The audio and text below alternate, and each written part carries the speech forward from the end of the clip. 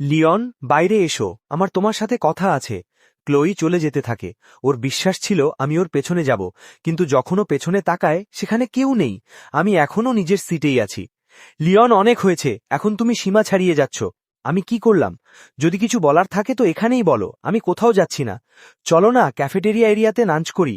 Sorry, আমি পড়াশোনা করছি। আমি নিজের জায়গা থেকে এক চুলও নড়ি না। ক্লোই আর পাত্তা পায় না, সে হার মেনে নিজের বন্ধুদের সাথে চলে যায়। দুপুর পর্যন্ত ক্লাসে শুধু আমি আর সেরিনা বাকি। আমি নিজে এটা দেখতে চাইছিলাম যে সেরিনা কেন সবসময় ক্যাফেটেরিয়াতে এত দেরি করে যায়। সে আসলে কি খায় নাকি কিছু খায়ই না। সেরিনা শান্তভাবে নিজের ডেস্কে বসে সকালের অ্যাসাইনমেন্ট করছে। ওর হয়তো খেয়ালও নেই যে ক্লাসে শুধু আমরা দুজন আছি। অপেক্ষা করতে করতে আমার চোখ লেগে যায়। সেরিনা মুখ ঘুরিয়ে দেখে যে আমি গভীর ঘুমে আচ্ছন্ন এবং আমার মুখের কোণ দিয়ে লালা বা ড্রুল পড়ছে। সে কিছুটা ঘোরের মধ্যে আমার দিকে তাকিয়ে থাকে। আসলে ওর একটা রহস্য আছে যা কেউ জানে না। সে আমাকে মিডল স্কুল থেকেই চেনে। ওর স্মৃতিতে আমাকে ঘিরে অনেক মুহূর্ত আছে, কিন্তু সে এটাও জানে যে আমার সেসবের কিছুই মনে নেই। হয়তো আমি কোনোদিন ওকে লক্ষ্যই করিনি, কিন্তু কোনো ব্যাপার না, ওর সব মনে আছে। কিছুক্ষণ চুপচাপ বসে থাকার পর সে ক্লাস থেকে বেরিয়ে যায়। এটা ওর লাঞ্চের রোজকার সময়। যতক্ষণ সে ক্যাফেটেরিয়া পৌঁছায় বাকি সবাই খেয়ে চলে যায়। ক্যাফেটেরিয়া প্রায় ফাঁকা। ও, তুমি আবার এসেছো? আমি কতবার বলেছি যে পরের বার জলদি আসবে। যখনই তুমি এই সময়ে আসো সব খাবার শেষ হয়ে যায়। ঝোল ছাড়া আর কিছুই বাকি নেই। কোনো ব্যাপার না, সাদা ভাতই ঠিক আছে। দেখো, তুমি বোঝো না, ও পুরো গ্রেডের টপার। দেরি করে আসার মানে হলো সে পড়াশোনা করছিল। ওকে দেখো, কোনো পেইন্টিংয়ের মতো সুন্দরী আর তার উপর এত বুদ্ধিমান। যদি আমার ছেলে এর অর্ধেক হতো তবে আমি ধন্য হয়ে যেতাম। দাঁড়াও, আমি তোমাকে একটু বেশি ভাত দিয়ে দিচ্ছি আর ওতে একটু মাংসের ঝোল দিয়ে দিচ্ছি। শুধু 50 সেন্ট দিয়ে দাও। ধন্যবাদ। নিজের মিল কার্ড সোয়াইপ করার পর সেরিনা নিজের ব্যালেন্স দেখে। 5 ইউয়ান 20 সেন্ট। ওর জন্য একবেলার খাবারে 50 সেন্ট দেওয়াটাও অনেক বড় ব্যাপার। এদিকে ক্লাসরুমে আমার ঘুম হঠাৎ ভেঙে যায়। আমি প্রায় আধ ঘন্টা ধরে ঘুমোচ্ছিলাম। এখন ক্যাফেটেরিয়াতে কিছু বেঁচে থাকার কোনো প্রশ্নই ওঠে না। তবু আমি সেখানে দৌড়ে যাই। খোকা, এই সময় তো এখানে শুধু সাদা ভাতই আছে। ভাতই ঠিক আছে। আচ্ছা, আমার আগে কি এখানে কোনো মেয়ে এসেছিল? ও দেখতে খুব সুন্দর আর চুলগুলো লম্বা। ও, ওই মেয়েটাকে আমি চিনি। ও সব সময় দেরি পর্যন্ত পড়াশোনা করে। যখনই ও আসে শুধু সাদা ভাতই বাকি থাকে। আমি আমার ভাতের জন্য 2 ইউয়ান সোয়াইপ করি। আমি কিছুটা অবাক, এটা খুব সস্তা। ওই দিন দুপুরেই পিই ক্লাসে আমি বন্ধুদের সাথে বাস্কেটবল খেলছি। পিই ক্লাসের প্রতিটা ফ্রি পিরিয়ডে সেরিনা টেক্সট বই নিয়ে এক জায়গায় বসে এবং আর চোখে আমাকে বাস্কেটবল খেলতে দেখে। বাস্কেটবল খেলা প্রতিটি ছেলের স্বপ্ন হলো ডাঙ্ক মারা। যখন আমি একটা দুর্দান্ত স্ল্যাম ডাঙ্ক মারি, সেরিনা অবাক চোখে আমার দিকে তাকায়। বাকি ছেলেদেরও হোশ উড়ে যায়। আমি নিজেও একটু অবাক। কাল পুনর্জন্ম পাওয়ার পর থেকে আমি খেয়াল করেছি যে আমি অনেক বেশি শক্তিশালী হয়ে গেছি। ওই ডাঙ্কটা তো বিনা চেষ্টাতেই হয়ে গেল। এটা কি নতুন সুযোগের সাথে পাওয়া কোনো বোনাস? আমি সেরিনার দিকে তাকাই। হঠাৎ আমাদের চোখাচোখি হয়। সে সাথে সাথে বই তুলে নিজের মুখ লুকিয়ে ফেলে, যেন কিছু মনে করার চেষ্টা করছে। লিওন, ওটা খুব কুল ছিল। আমি ক্লোইকে একটা অবজ্ঞা দৃষ্টি দিয়ে মুখ ফিরিয়ে নিই। ব্র্যাড, যে ক্লাস প্রেসিডেন্ট, সে ক্লোইর প্রশংসা শুনে ফেলে এবং ঈর্ষা নিয়ে আমার দিকে তাকায়। কোর্টে আমাকে কেউ হারাতে পারবে না। লিওন, আমার সাথে 1-on-1 খেলবে? ব্র্যাড যখন ওর বড়াই করছে তখনই আমার নজর মাঠের এক কোণে পড়ে। সেরিনা মাটিতে পড়ে আছে। ওর মুখে ব্যথার ছাপ এবং সে নিজের ডান গোড়ালি শক্ত করে ধরে আছে। আমি পাশে দাঁড়ানো একটা মেয়েকে জিজ্ঞেস করি, কি হয়েছে? হয়তো আমি একটা মেয়েকে সেরিনাকে পেছন থেকে ধাক্কা দিতে দেখেছি, আর সেরিনা পড়ে গেছে। ওই মেয়েটা দেখতে কেমন? কোন ক্লাসের? আমি ঠিক করে দেখিনি। আমি সেরিনার কাছে যাই। চলো, বসো, আমি তোমাকে নার্সের অফিসে নিয়ে যাচ্ছি। সেরিনা ধীরে ধীরে ওঠে এবং আমার দিকে তাকায়। কার জন্য অপেক্ষা করছো? বসো। আমি ওকে নিজের পিঠে তুলে নার্সের অফিসের দিকে চলতে থাকি। ওর মুখে এক মৃদু হাসি ফুটে ওঠে, যা বসন্তের রোদের মতো উষ্ণ। তোমাকে কে ধাক্কা দিয়েছে? তুমি কি দেখেছ? আমি দেখিনি। কোনো ধারণা যে সে কে হতে পারে? না। তুমি ভয় পাচ্ছ যে আমি ওদের পেছনে যাব, তাই না? না, এমন কোনো কথা নয়। ঠিক আছে, তুমি জিতলে, আমি হার মানলাম। শীঘ্রই আমরা নার্সের অফিসে পৌঁছাই। আমি ওকে পিঠে নিয়ে এদিক ওদিক ঘুরি, কিন্তু সেখানে কোনো নার্সকে দেখা যায় না। আমি সেরিনাকে বিছানায় বসাই। তুমি কি করছো? দেখছি যে মচকানি লেগেছে নাকি হাড় সরে গেছে। তুমি কি সত্যি এইসব জানো? অবশ্যই। আমার গ্রামে আমি বয়স্কদের হাড় ঠিক করে দিতাম। মনে হচ্ছে গম্ভীর কিছু নয়, সামান্য মচকানি। ফোলাও নেই। একটু ওষুধযুক্ত তেল লাগালেই ঠিক হয়ে যাবে। এরপর আমি সেরিনার ডান পা তুলে নিজের হাঁটুর ওপর রাখি, যাতে তেল লাগাতে পারি। কিন্তু পরের মুহূর্তেই সেরিনা নিজের পা সরিয়ে নেয়। আমি নিজেই করে নেব। সে ঘুরে নিজে তেল লাগাতে শুরু করে। যখন ওর কাজ শেষ হয়, ও নার্সের অফিস থেকে বেরিয়ে যায়। আমি ওকে বোঝানোর চেষ্টা করতে করতে পেছনে পেছনে আসি। সে মাথা নিচু করে আমাকে এড়িয়ে সামনে চলতে থাকে। ততক্ষণে স্কুলের ছুটি হয়ে গেছে। সেরিনা বলে যে ও ক্লাসরুমে পড়াশোনা করতে যাচ্ছে। আমি ওকে যেতে দিই এবং নিজে স্কুলের গেটের দিকে এগিয়ে যাই। কিন্তু যখন আমি নিজের সাইকেল নিয়ে গেটে পৌঁছাই, আমি সেরিনার গোড়ালি নিয়ে চিন্তা করা বন্ধ করতে পারছি না। ও কোথায় থাকে? বাড়ি কি অনেক দূরে? ও কি সারা রাস্তা খুঁড়িয়ে খুঁড়িয়ে বাড়ি যাবে? হয়তো আমার ওকে পৌঁছে দেওয়া উচিত। অন্যদিকে ক্লাসরুম ফাঁকা, আর সেরিনা পড়াশুনো করছে না। সে ক্লাসের একদম সামনে প্ল্যাটফর্মে খুঁড়িয়ে খুঁড়িয়ে হাঁটছে, হাতে ডাস্টার নিয়ে পায়ের আঙুলের ওপর ভর দিয়ে দাঁড়িয়ে ব্ল্যাকবোর্ডের একটা একটা শব্দ মুছে দিচ্ছে। আমার নজর বোর্ডের এক কোণে লেখা ডিউটি লিস্টে পড়ে। সেখানে লেখা ব্ল্যাকবোর্ড এবং প্ল্যাটফর্ম লিওন। তখনই সেরিনা আমাকে দরজায় দাঁড়িয়ে থাকতে দেখে। ও চমকে যায়, যেন ওকে কিছু ভুল করতে গিয়ে ধরা ফেলা হয়েছে, এবং সঙ্গে সঙ্গে পেছনে সরে যায়। তোমার গোড়ালিতে চোট লেগেছে, চলো আমি তোমাকে বাড়ি পৌঁছে দিই। আমার এর দরকার নেই। তাহলে তুমি কোথায় থাকো? সেটা কি অনেক দূরে? দূরে নয়। আমি ওকে এমন এক দৃষ্টিতে দেখি যার মানে আমি ওর কথা বিশ্বাস করছি না। সেরিনা পরিষ্কার করা শেষ করে দ্রুত আমার পাশ দিয়ে বেরিয়ে যায়। আমি নিজের সাইকেল নিয়ে স্কুল গেট পর্যন্ত ওর সাথে সাথে চলি। এসো, আমাকে ছাড়তে দাও। সত্যি আমি ঠিক আছি। যদি আমার বাবা কোনো অচেনা ছেলেকে আমাকে ছাড়তে দেখেন, তবে ঠিক আছে, তবে সাবধানে বাড়ি যেও সেরিনা। সেরিনার মুখে এক বিরল হাসি ফুটে ওঠে। কাল দেখা হবে। আমি ততক্ষণ তাকিয়ে থাকি যতক্ষণ আমার বিশ্বাস হয় যে ও ঠিকভাবে হাঁটছে। তখনই আমি শান্তি পাই। বাড়ি পৌঁছতেই বাবার সাথে দেখা হয়, যিনি বাইরে যাচ্ছেন। বাবা, আপনি কোথায় যাচ্ছেন? মিসেস হোয়াইটের নাতি হয়েছে, তাই সে কাজ ছেড়ে বাড়ি চলে গেছে। স্টোরের লোকের অভাব। বাবা, যদি আপনার কারো দরকার হয়, তবে আমি এক ক্লাসমেটকে চিনি যে অ্যাপ্লাই করতে পারে। কেমন হবে? নিশ্চয়ই, ওকে কোনো একদিন ইন্টারভিউর জন্য নিয়ে এসো। এখন আমাকে আটকিও না, স্টোরে পৌঁছতে হবে। মা, আমি এসে গেছি। আমার ছোট বোন কোথায়? তোমার আসার আগেই আমরা ওকে বকেছি। কি হয়েছে? ও ৬৫ নম্বর মিডল স্কুলের বাইরে ওই মন্দবুদ্ধি লোকটার সাথে অনেক বেশি সময় কাটাচ্ছে। আমার ছোট বোন রাগে বাইরে আসে। আঙ্কেল স্ট্র্যাপস খারাপ মানুষ নন, এবং পা আছড়াতে আছড়াতে নিজের ঘরে চলে যায়। নিজের বোনের মুখে ওকে আঙ্কেল স্ট্র্যাপস বলতে শুনে আমার হঠাৎ এক পুরনো কথা মনে পড়ে। আমিও ৬৫ নম্বর মিডল স্কুলেই পড়েছিলাম, এবং আঙ্কেল স্ট্র্যাপস তখনও গেটের বাইরে ওভাবেই বসে থাকতেন। বাকি বাচ্চারা আঙ্কেল স্ট্র্যাপসকে খুব খেপাত। প্রতিবার যখন আমি দেখতাম, আমি ওদের বকে তাড়িয়ে দিতাম। আমার ওই স্কুলের একটা মেয়ের কথা মনে আছে, যে ঠিক আমার মতোই ওনার পাশে দাঁড়াত। আমি কোনোদিন ওর নাম জানতে পারিনি। শুধু মনে আছে ওর চুলগুলো লম্বা আর জট পাকানো ছিল, এবং ওর মুখ চুলের পেছনে প্রায় ঢাকা থাকত। কিন্তু যখনই আঙ্কেল স্ট্র্যাপস ওকে দেখতেন, ও সব সময় হাসত। মা, আমার মনে হয় ছোট বোনকে বকার আগে আপনার পুরো গল্পটা শোনা উচিত। আমি আপনাকে একটা গোপন কথা বলি। যখন আমি মিডল স্কুলে ছিলাম, আমারও আঙ্কেল স্ট্র্যাপসের সাথে বেশ ভালো সম্পর্ক ছিল। সত্যি? অবশ্যই। ওনার মন খুব বড়। উনি কোনোদিন কাউকে আঘাত করেননি, কিন্তু অনেক বাচ্চা ওনাকে বিরক্ত করত। তাই আমি অনেকবার ওনার হয়ে দাঁড়িয়েছি। দেখলে, আঙ্কেল স্ট্র্যাপস ভালো মানুষ।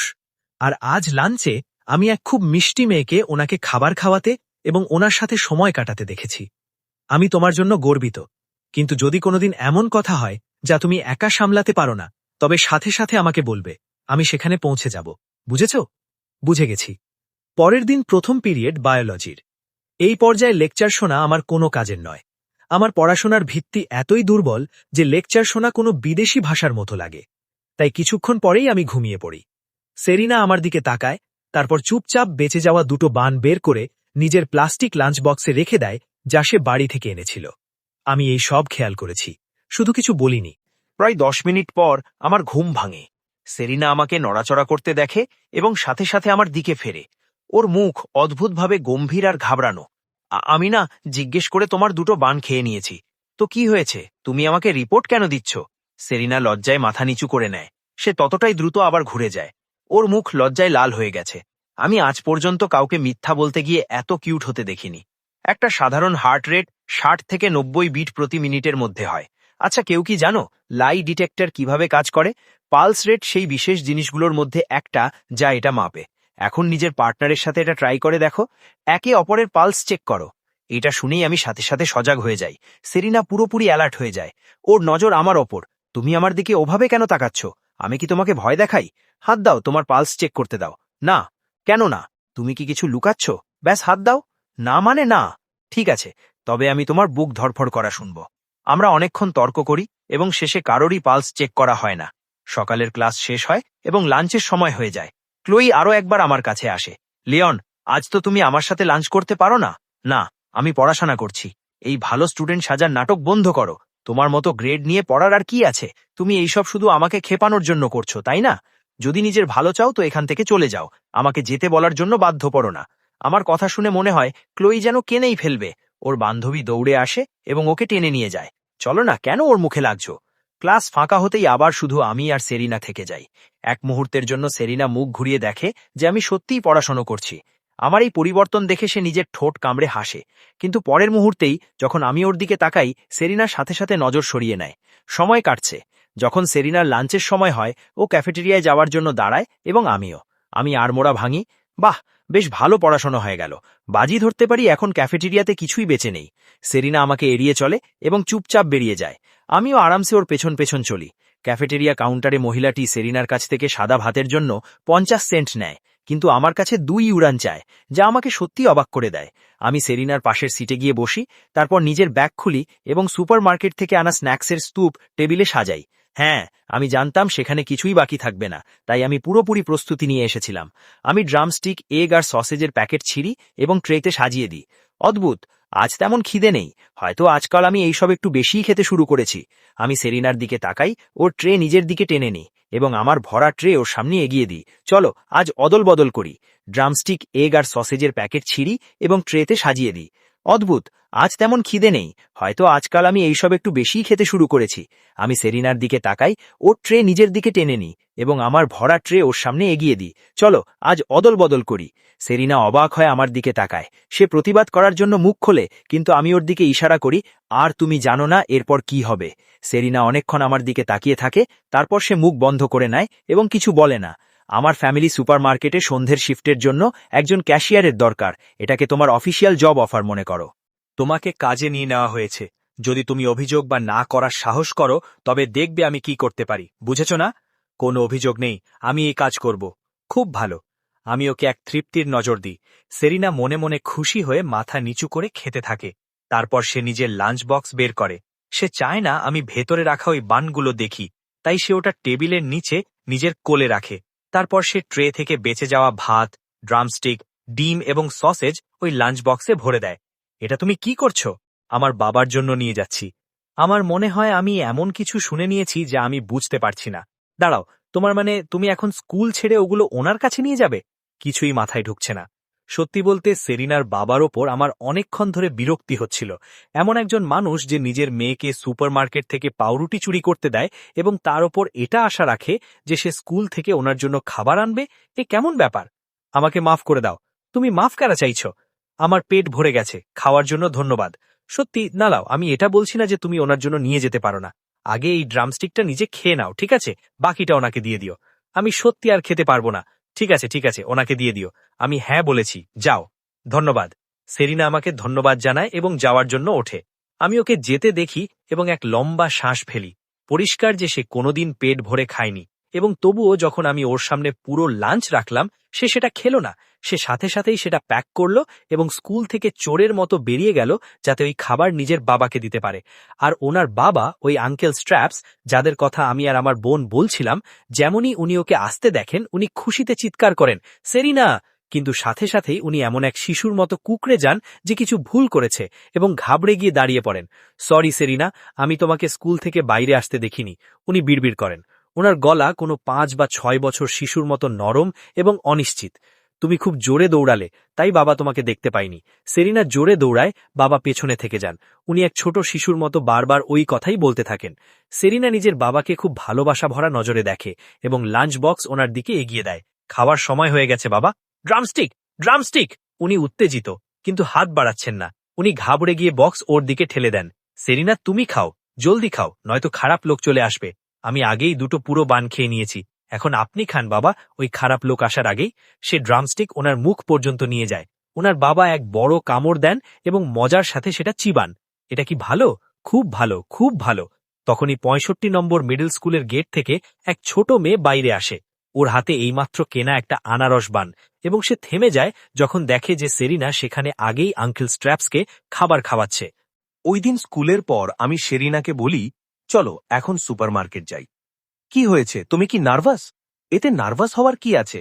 বাস আমার বাবার মাথাটাকে একটা বড় সাদা মূলোর মতো ভাবো। উনি যা বলবেন বাস হ্যাঁ বলে মাথা নাড়াবে আর হাসবে। যখন আমরা পৌঁছাই, আমি শেরিনাকে বাইরে অপেক্ষা করতে বলি এবং নিজে আগে ভেতরে যাই।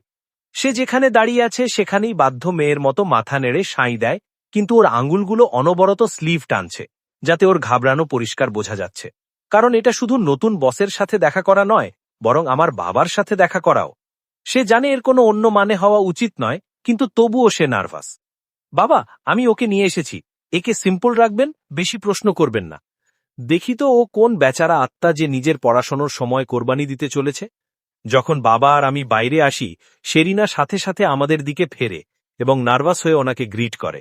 নমস্তে স্যার। বাহ বেটা, তুই এমন নিষ্পাপ আর মিষ্টি মেয়ে কোথায় পেলি? আমার মনে হয়েছিল কোনো ছেলে হবে। তোর ভয় লাগে না যে ওর বাবা তোর পেছনে আসবে? একে কত সংস্কারী লাগছে। এর কাছে টাকার অভাব কিভাবে হতে পারে? তুই কি একে ভুল বুঝিয়ে এখানে ডেকেছিস? আমি ওকে বোকা বানাইনি, ও নিজের ইচ্ছায় রাজি হয়েছে। এটাও ঠিক না, তুই ওর পড়াশোনার মাঝখানে আসিস না। এর সাথেই বাবা আমাকে পেছন থেকে এক লাথি কষন এবং দরজার বাইরে ঠেলে দেন। আমি বাইরে দাঁড়িয়ে অদ্ভুতভাবে নিজের মাথা চুলকাতে থাকি। লিওন, আমি এখন বাড়ি যাচ্ছি। এটা বলে সে মাথা নিচু করে নেয় এবং ওর ঠোঁটের কোণ একটু ঝুঁকে যায়। সে যাওয়ার জন্য ফেরে। অনেক দেরি হচ্ছে। যদি আমার বাবা আমাকে না দেখেন তবে উনি চিন্তিত হয়ে পড়বেন। আমি এখন যাচ্ছি। সে ভেতরের আওয়াজ শুনেছিল, কিন্তু এত পরিষ্কার নয় যে শব্দগুলো বুঝতে পারে। ওর শুধু এটুকুই মনে হয়েছিল যে বাবা আর আমার মধ্যে তর্ক হচ্ছিল। ওর মন খুব নরম, আর সে সাথে সাথে নিজেকে দোষ দিতে শুরু করে। ওর মনে হয়েছিল ওর কারণে আমাদের মধ্যে তর্ক হয়েছে। বাস একটু দাঁড়াও, যদি তুমি এখন চলে যাও তবে আর বলো না আমি সতর্ক করিনি। তবে নিজের বাবার সাথে তর্ক করা বন্ধ করো। রিল্যাক্স। একজন আসল মুরুষের কাজ করানোর জন্য তর্কের দরকার হয় না। আমি জলদি সুপারমার্কেটের ভেতরে যাই। বাবা, ওকে এখানে কাজ করতে দিন, আর আমি মাসিক পরীক্ষায় টপ 40-তে এসে দেখাবো। তুই কি সিরিয়াস?